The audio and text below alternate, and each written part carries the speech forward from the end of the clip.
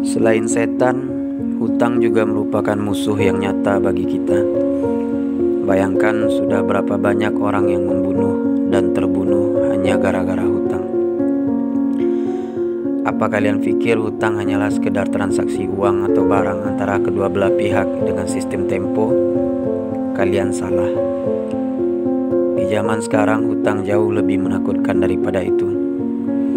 Hutang menjelma bak monster yang siap menghabisimu. Apakah berita-berita ini hanyalah sekedar bacaan di pagi hari? Ini adalah ancaman manusia ke depannya yang mengancam anak cucu kita. Berapa banyak orang yang mati sebelum hutangnya lunas? Bukankah ahli waris yang akan menanggungnya? Tidakkah kalian merasakan hutang membuat kita hina di siang hari dan gelisah di malam harinya? Hutang membuat kita gampang sekali berbohong. Hutang membuat orang sering bermanipulasi. Ketika meminjam, manisnya tak terkira. Ketika waktu membayar tiba, dia sangar melebihi singa. Maka dari itu, pesan ini kami buat agar tak ada lagi korban-korban selanjutnya. Dari video ini kami mengajak, sudahi hutang-hutangmu. Hiduplah dengan apa yang kalian miliki. Jangan memaksakan apa yang belum bisa kalian miliki. Tak ada orang yang tak ingin punya rumah, mobil, dan berbagai keinginan lainnya. Tapi tempuhlah dengan cara yang bijak. Bekerja keraslah, tabunglah uangmu, sisihkan sebagian dari gajimu, hemat pengeluaranmu, tambah pasif income-mu, maka cepat atau lambat, apa yang kau inginkan akan dapat kau miliki. Ingat, belilah sesuatu ketika kau mampu, bukan ketika kau mau. Berapa banyak dari orang sekarang membeli barang ketika mau, walaupun sebenarnya mereka belum mampu. Demi gengsi, apapun dilakoni. Demi status sosial, hutang pun tak jadi soal. Demi mendapatkan pujian dari teman, pinjol pun akan kulakukan. Sungguh miris melihat kenyataan hari ini. Sangat berbanding terbalik dengan kakek nenek kita dulu. Orang sekarang rumahnya kecil-kecil tapi hutangnya besar-besar. Orang dulu rumahnya besar-besar tapi hutangnya kecil-kecil. Itu pun hanya sekedar untuk memenuhi kebutuhan sehari-hari.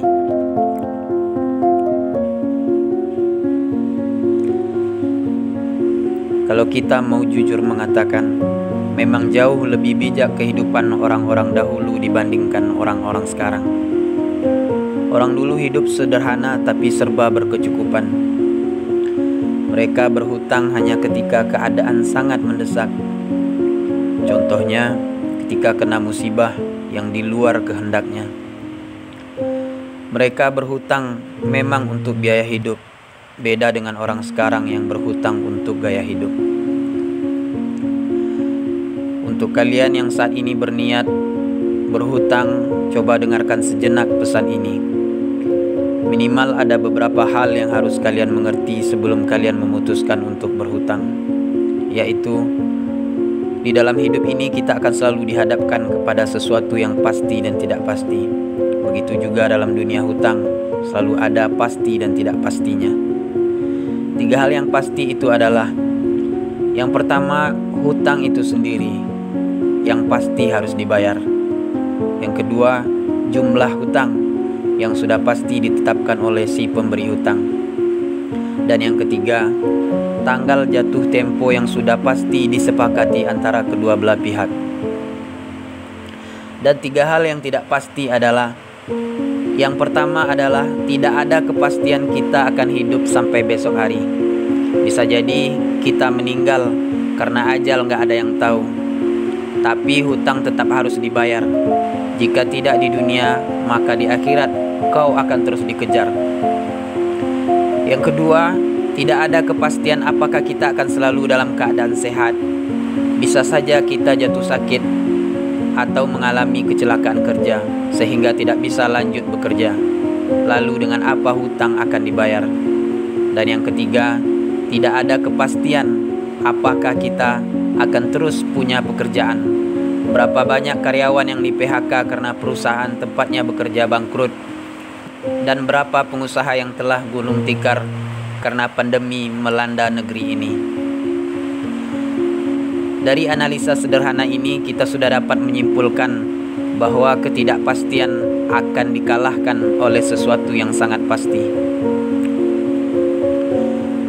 Dan untuk kalian yang sudah terlanjur masuk ke dalam jeratan hutang, apalagi hutang riba, semoga solusi dari kami ini dapat membantu kalian keluar dari masalah tersebut.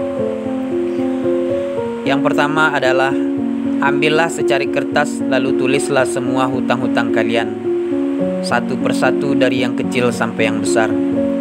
Kenapa harus ditulis? Supaya kalian tahu dengan jelas berapa angka yang harus kalian bayarkan, dan kalian punya gambaran mana yang prioritas di antara semua hutang itu. Yang kedua, jika kalian beragama Islam, hendaklah kalian bertaubat kepada Allah, akui semua dosa-dosa yang kalian perbuat, dan bertekad untuk tidak mengulanginya lagi. Selanjutnya, berdoa kepada Allah supaya hutang-hutang kalian lunas. Yang ketiga, jual semua barang yang karena barang itu kita berhutang. Misalnya kita berhutang karena kredit HP, motor, mobil, bahkan rumah. Apa kalian mau tiap bulan pusing mikirin jatuh tempo? Tiap bulan diteror debt collector? Apa kalian gak mau hidup bahagia tanpa hutang?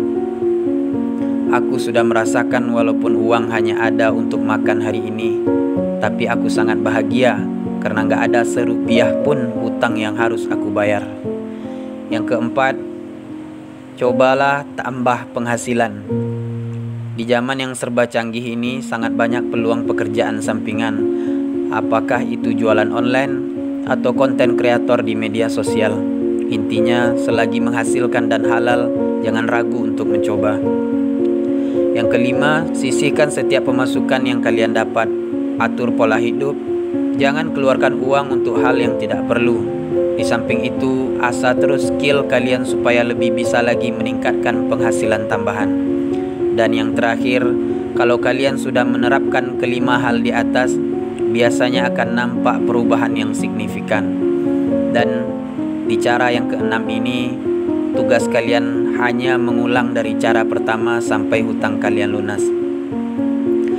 Saya yakin kalau kalian punya kemauan dan tekad yang kuat, Allah pasti berikan jalan keluarnya. Saya doakan semoga semua yang menonton video ini bisa lunas hutang-hutangnya di tahun 2025 ini, dari hutang yang kecil sampai yang besar. Amin ya rabbal alamin. Itu saja dari saya, semoga ada manfaatnya. Jangan lupa like, comment, share, dan subscribe. Terima kasih. Assalamualaikum warahmatullahi wabarakatuh.